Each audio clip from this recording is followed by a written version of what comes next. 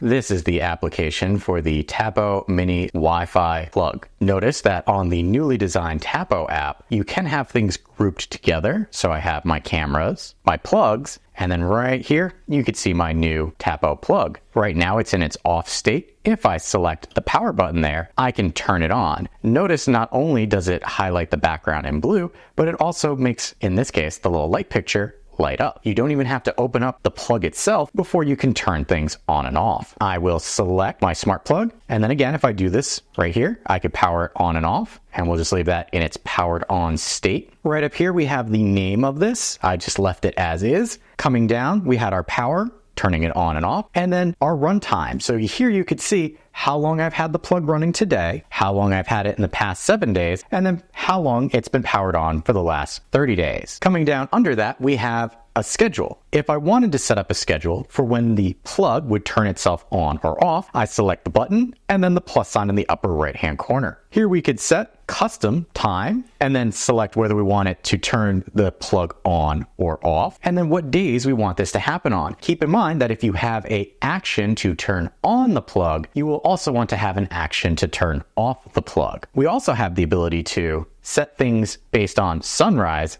and sunset. So here we could say sunrise, X amount of hours or minutes before or after, and then do we want to turn it on or turn it off? Similarly with sunset, before or after, how many hours and minutes, on and off, and then we always have the ability to select our days. Once we set up a schedule, we can select save. Coming back and to the right, we have timer. The timer will allow you to have either the plug be on for a specific amount of time. So I could say after 2 hours and 5 minutes, turn the device off. So it will turn the plug off. Or for whatever reason, after the plug has been off for 2 hours and 5 minutes, turn it on. And then I select start, and that would set up a timer. Next to that, we have the away mode. Away mode, we could see, I could set specific day, I can set specific time. So right here, custom, sunrise or sunset, just like before. And then to the next day, what do I want to classify that as the next day? And what this will do, after I would select my specific days, is during the time of 12 a.m. to 6 a.m., the plug will randomly turn itself on and off, mimicking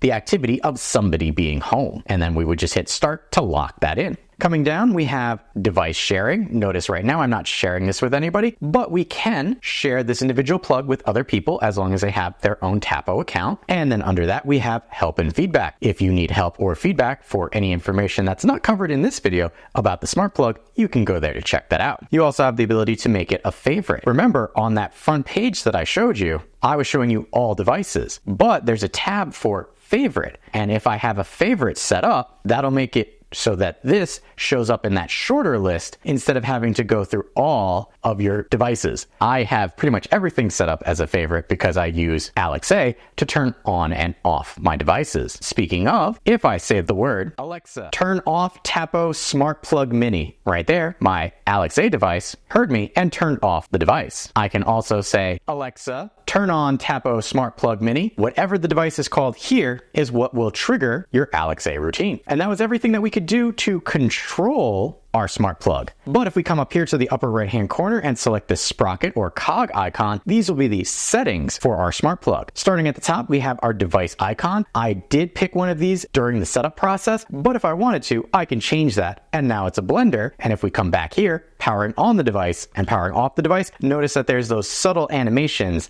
letting you know that something has actually occurred. Under that, we have our device name if you wish to change this to make those Alexa routines easier to set up. And then we have our locations. Right now, I have it in my living room, but I could pick any other location I wanted, as well as set up a custom location. LED status light, notice right now it is auto, meaning that the status light on the power button on the left-hand side of the plug will turn on only when the device is turned on. If we do off, everything is turned off, it never shows up. And then we have night mode, which will allow us to turn off the LED during specific times. So here we have based on sunrise and sunset, and then custom. Between the hours of this and this, do not have the LEDs turn on. This is a little feature that you might not think is very important, but if you have this smart plug in a bedroom and you're trying to sleep, that LED light, depending on how sensitive you are to light, could keep you up. So the fact that Tapo allows you to make changes to that setting and how it functions is game changing. I have tested a lot of smart plugs in the past, and this is the first time that I have seen something like that. Next, we have default status.